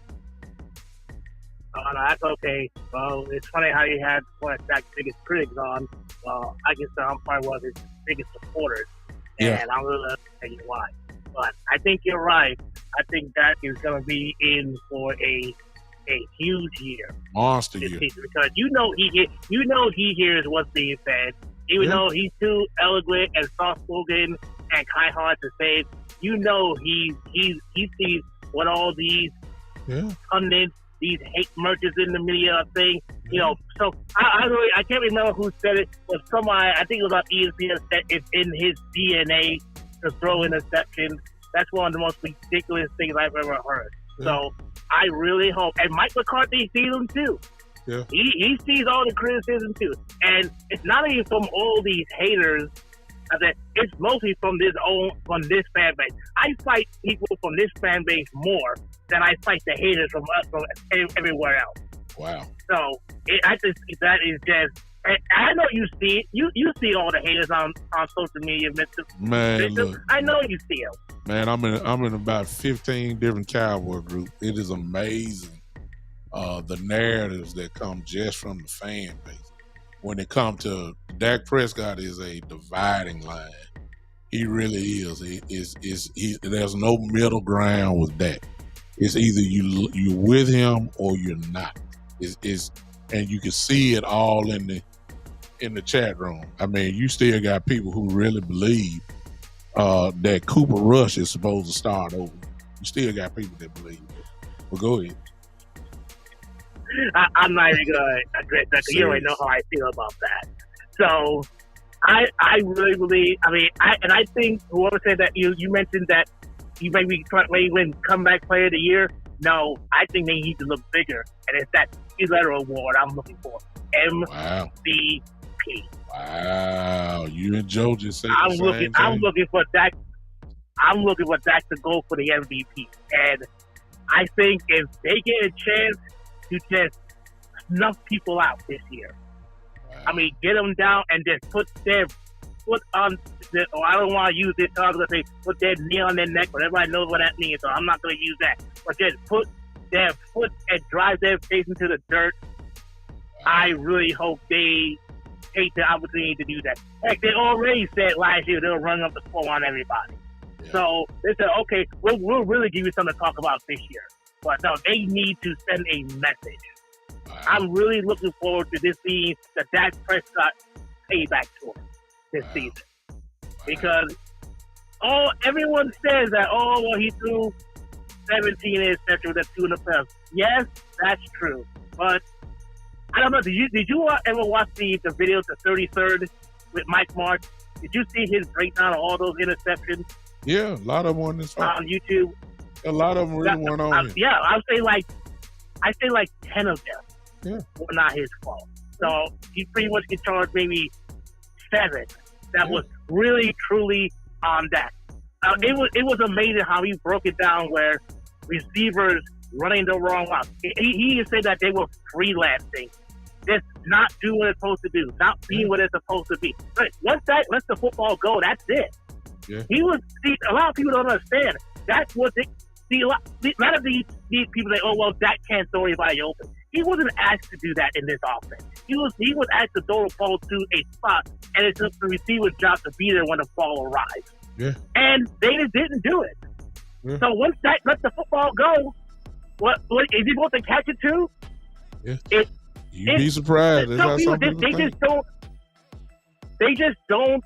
Either they don't see it or they just don't want to admit to Dak is a lot better than they. I got into an argument with a guy today. It was all the way back to 2016 when Dak won the NFL Rookie of the Year. This person was saying that, he just won the Rookie of the Year sponsored by a soda company. Wow. Because Pepsi is the sponsor of the NFL MVP. I said, Pepsi is the sponsor. It says it has the NFL shield on the award. I tried to say, okay, I showed that Alvin Kamara won the Rookie of the Year. Saquon Barkley won the Rookie of the Year. Justin Herbert won the Rookie of the Year. I said, look, they all have the same trophy that Prescott has, and he kept saying, "Oh no, that's not the real MVP." Mm-hmm. No, I'm sorry, that's not the real NFL Rookie of the Year award. That's Pepsi's award. Yeah. I mean, it's borderline, and I hate to use his word. It's borderline ignorant. Yeah. With some of these people, I mean, I just can't stand it. But I'm going to continue to fight the good fight because if there are people like you and me and all the other podcasters, if we don't do it, this narrative, and you're right, there is a narrative out there. Mm-hmm. There's a narrative. They think that Prescott throws 17 picks every year of his career. No, it's just that's what they're pushing. Cowboys that's what they're trying to push out there. Oh yeah, they have amnesia. And one more thing, and I'm going to go and get on off. If they really think that Dak Prescott has got something to prove before he gets his contract extension, you people are dead wrong. He's going to get his extension no matter what any of these people say. And it's going to come sooner than later. And it's going to be north of $50 million. It's going to be probably somewhere north of what Lamar Jackson got. Because everyone's saying, he's got to prove himself. He's got to take less. You can't pay him that $50 million. Well, $50 million is now the going rate. It's like $40 million was 2 years ago. It was the going rate, but now it's 50. So it's going to be $50 million. So people, everyone's listening, just get ready. That extension is coming, and it's going to come sooner or later. I predict it's going to be signed before the season starts. Well, ladies and gentlemen, let me tell y'all something. Need y'all, because if y'all don't do it, I'm going to do it. I can't do it because I'm on this platform. I'm just going to put the word out. Y'all see what I put on the chat right there. There it is. Fire. Michael Evans. I don't know how it looks. If you're on Facebook, hit the likes, hit the hearts, whatever. If you're on YouTube, if you're in the chat, I need y'all to put the fire emojis up because Michael Evans just shot fire right here. Real strong fire. Supporter of Dak Prescott. And he is going to do exactly what he just said. He is going to have he's gonna get paid, y'all. So for all y'all that were crying over just $40 million, you really would have a problem now. Cause oh my God, y'all gonna have a real problem. Cause when he gets signed, he's gonna be probably the top paid quarterback in football. It's gonna happen. It won't be long because Burrow is coming, and Herbert is coming, and Lawrence is coming. So Dak it's just kind of like when he got the $40 million. Do y'all realize that Dak right now is the best paid quarterback in the league at $40 million? And they're still talking about it. You see nobody else's contract gets talked about but his. And he's 9. He's number 9. Yeah, and I'm saying like this, it's all about the market, because if you really want to be truthful and honest about the situation, Jalen Hurts only had one good year. One. And look what he got paid. And how long? Look what he got paid. And how long was he the high? And how long was he the highest paid quarterback, Mr. Douglas? Probably about 6 days. About 6 days. That's about it. So Big Dave, he was the highest paid. it's going to happen. So everybody, you might as well get mad now. Mike, I appreciate you, brother. Thanks for calling in, man. All right, thank you. Thank you, man. That was the one and only Mr. Michael Evans, who just dropped the fire. You know, there's a lot. There's a group of Cowboy fans that just wish Dak would just go away, and I'm like, okay, what if you go away? What's your alternative? It's not in college, because this team is made to win now. You got time for experiments. So what are you doing? You ain't trading for him. Nobody ain't trading for the contract that he about to put on the team unless you getting equal value, if, you know, depending on what you're talking about, equal value. But what's the alternative if you're giving away Dak? I mean, I always wanted to act. And it ain't Cooper Rush. Please, y'all stop. Would y'all please, sir? Please, sir, to have mercy. Please. It ain't Cooper Rush. It's not. It's not. So if you, for those that want to get rid of Dak, please tell me what your plan is. And please don't come talk about there's a kid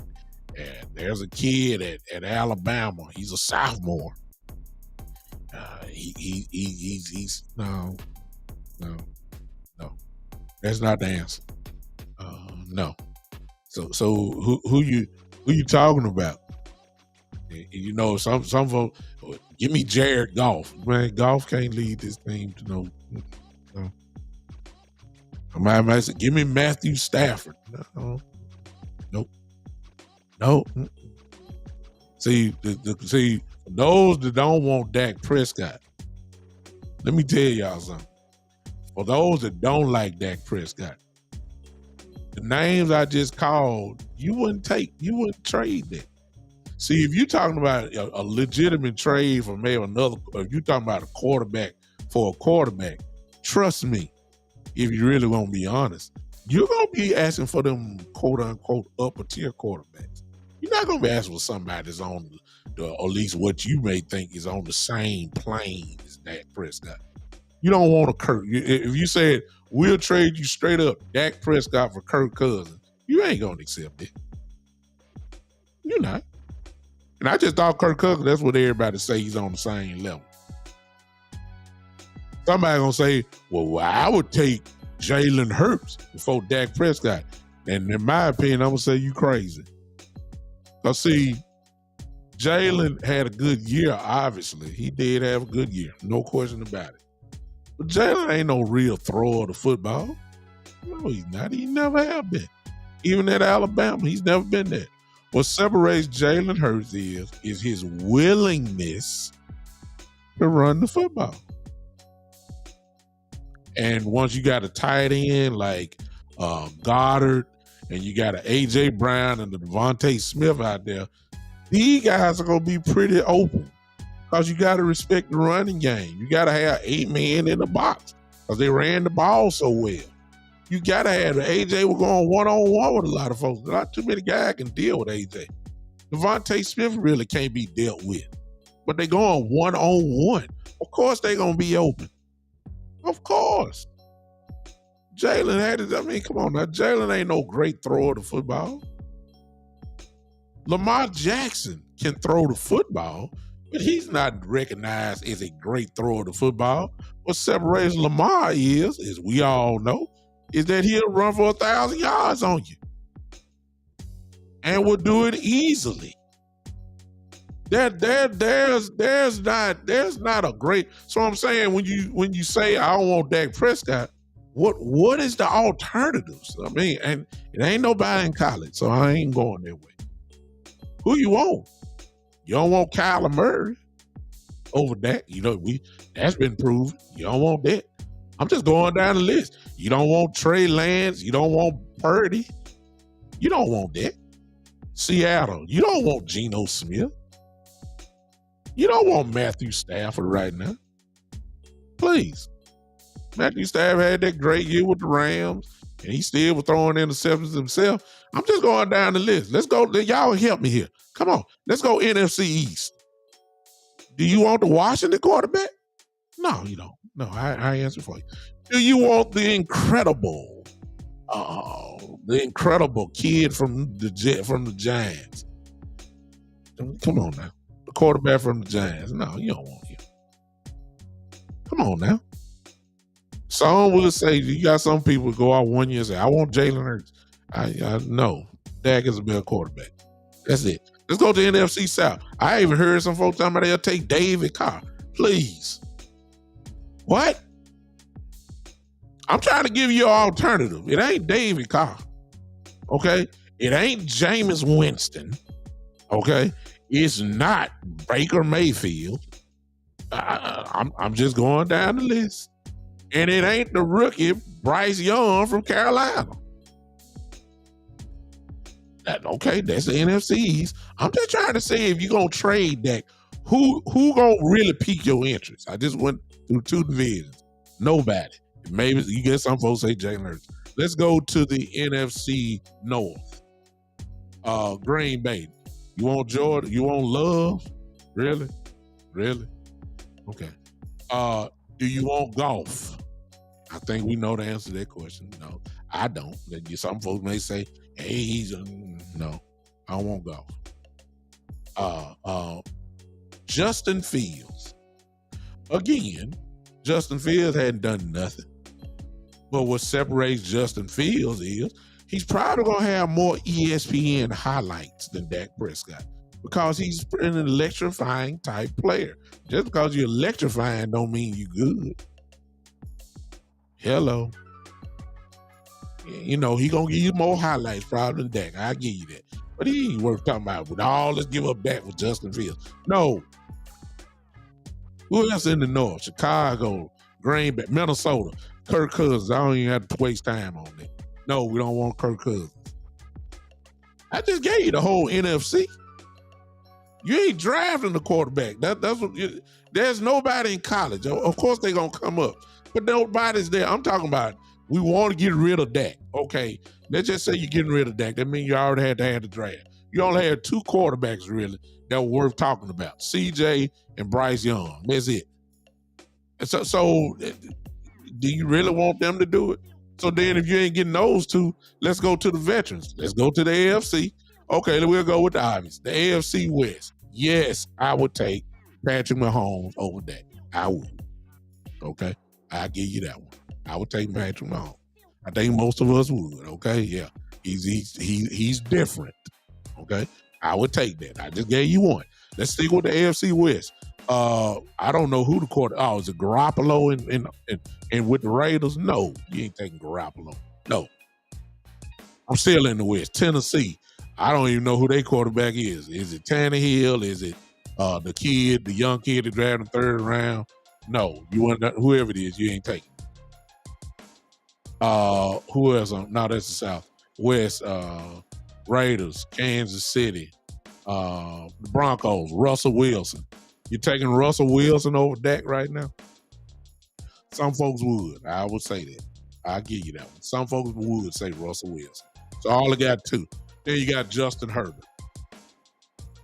I believe a lot of people would say yes. They would take Justin Herbert. If it was a straight up trade, they would. Me personally, I wouldn't. Herbert ain't done nothing. Just because you can throw the ball 70 yards down the field don't mean nothing to me. The moments came. They ain't been to the playoffs yet. Folks keep praising Herbert like he just MVP already. He ain't done nothing. He ain't got his team to the playoffs, period. No, I wouldn't take Herbert. That's it for that. Let's go to the NFC, AFC North. Pittsburgh. I ain't got to talk about that. The kid from whatever his name is. No.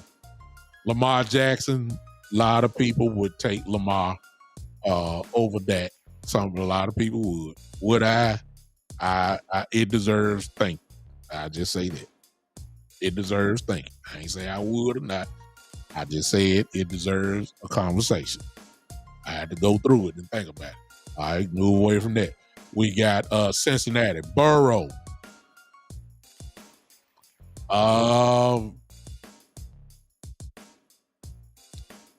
It deserves a conversation. I say that.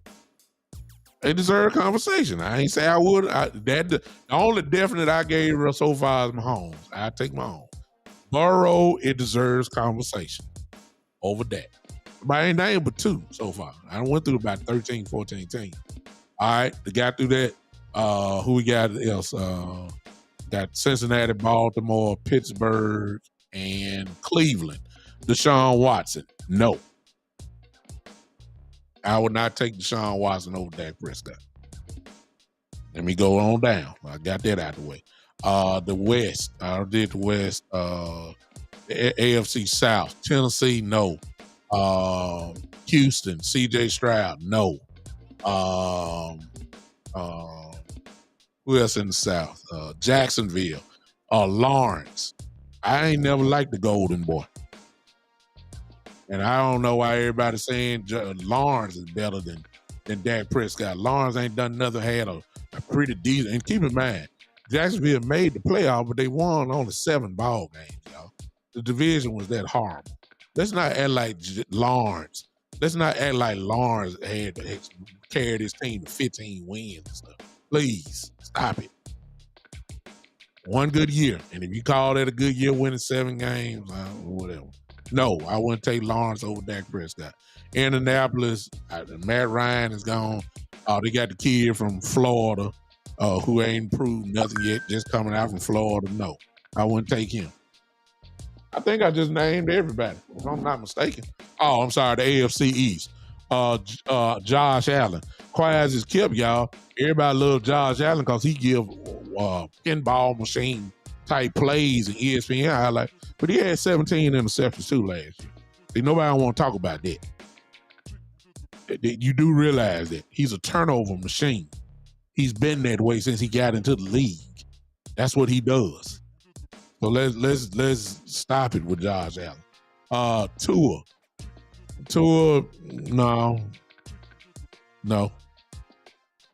no. If you had Tyreek Hill and Waddle on your team, you'll look pretty good too. You give Dak Prescott in Miami, it'll be the same thing going on in Miami with Dak Prescott with Tyreek Hill and Waddle there. It'd be the same thing. Same thing. There's no difference.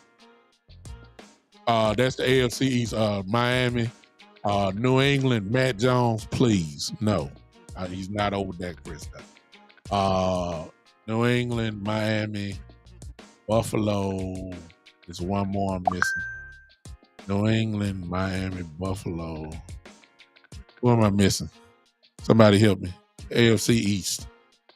Who am I missing? Miami, New England, Buffalo. Hey, what's up, Big B Bird? The Jets. Aaron Rodgers. If you asked me that 5 years ago, I would say yes. I would take Aaron Rodgers over that 5 years ago. And for 1 year, I would even say it demands discussion because let's be honest, if you put Aaron Rodgers on this team as it is presently constructed, you're gonna do pretty well. Let's just be honest. I know we got Dak holier than thou people on here. I get it, but let's just be honest. For 1 year, if you had it, would you put Aaron Rodgers on this team right now? You're gonna do pretty good. But it ain't 5 years ago. It's now, and I wouldn't do it. Rodgers is too much of a he. I ain't gonna say he destroys franchises, but he wants it his way, and he pretty much runs the organization. You can't come to Dallas. It's more than just on the field. It's the way that he comes in. He will rub people the wrong way on our team. He's too much of a diva, even though he's a great football player. Ain't no question about that. He is a great football player, but it's a little bit more than that. But I wouldn't take Aaron Rodgers over that. So really, out of the whole NFL, y'all, all I named was maybe 3 quarterbacks that I know for sure y'all wouldn't trade. I mean, those are only three that maybe you would do it. Zach Wilson? Oh my God. Shane just said, would I trade for the backup quarterback? No. Zach Wilson ain't nobody. Turnover machine. Oh my God. Can't read defenses. No. Think he Brett Favre and think he Aaron Rodgers, but can't see the field, doc. You saying would I take him to groom him? I wouldn't trade him with Dak Prescott. No way. All right. Well, when it's all said and done, y'all want Dak gone, but you really don't have an alternative plan. You don't. And it ain't whatever you come up with, it ain't good enough. We stuck with Dak, y'all. And in a little while, y'all gonna frown up real hard when y'all see how much this dude will get paid with that extension. Y'all might well just gonna get the crying towels out now. Y'all might as well. He is going to get paid. Shane said, I was just saying the kid need a fresh start. Yeah. Yeah, he need to find a coach that believes in him. You need a coach. No, I would. Joe said I would take him. I would take him with an over backup. I want Cooper Rush. Cooper Rush is proven. Zach Wilson done got stars. They ain't done absolutely nothing but go straight back to the bench. King Chase said Dak MVP coming. I really don't think that's gonna happen because we don't play that way, and he ain't gonna have the stats like Mahomes and probably Burrow. I don't think he even gonna have the stats of maybe Lamar Jackson this year. I don't think he gonna have the stats of even Justin Herbert this year. You know, I'm just saying the AFC is just low. I don't think Dak will even have the numbers that Aaron Rodgers is gonna have. And you know, MVP is a number game and record wise. I think that Mahomes, unless he get hurt, he gonna do the same thing. Almost 5,000 yards, 40 plus touchdowns, and all that kind of stuff. You just know it's coming. And it's gonna be hard to take him out. Burrow the same way. Lamar probably have 3,000 to 4,000 yards passing, and he gonna have 1,000 yards rushing too. It's just gonna be hard for him to really win MVP. But what I will say, King Chase, I believe Dak has got a real good shot at being in the conversation. I believe that. All right, I'm done. I've been on too long. My time is up. I appreciate all of y'all with the likes, the super chats, everything. Appreciate it. We had a good fire show today with all of the comments in. I appreciate everybody listening. I'll be with you sometime this week. Everybody turn on y'all notifications, live notifications. I'll be on sometime this week. I'll definitely be on Monday night, but I may come on Monday morning. You just never know. All right. I appreciate all of y'all. This has been y'all, the one and the only, the Big Time Show. Y'all bob your head as you leave out of here. Come on.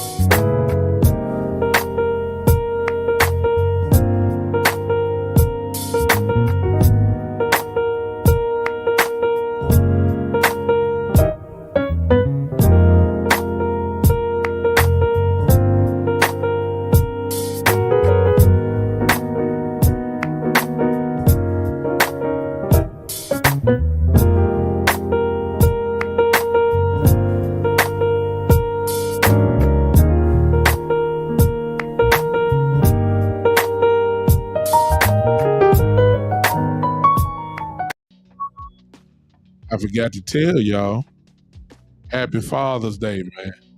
Happy Father's Day. Happy Father's Day to you guys. Happy Father's Day to all the fathers, man. We deserve it. I'll let y'all. See you later, Smoke. Yeah. Happy Father's Day.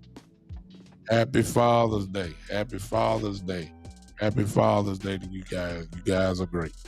We're going to holler at y'all. See y'all Monday.